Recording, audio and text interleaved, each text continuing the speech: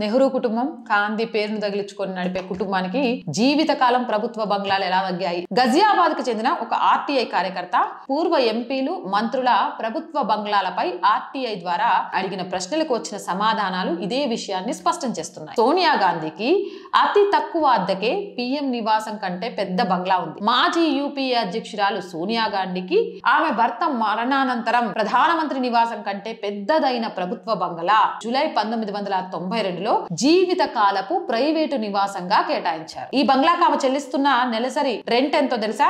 3875 మాత్రమే. ప్రియాంక గాంధీ రాజ్యాంగ పదవిలో నియమితులు కాకుండానే గత 29 సంవత్సరాలుగా 35 లోతి ఎస్టేట్ ప్రభుత్వ బంగ్లాను పొందుతున్నారు. ఈ బంగ్లా అద్దె 2002లో 53,000 ఉంటే పాపం పేద ప్రియాంక గాంధీ అద్దె కట్టలేనని చెప్పడంతో వాజ్పేయి ప్రభుత్వం ఆమెకు అద్దెలో రాయితీ ఇచ్చి 11,748 చేసింది.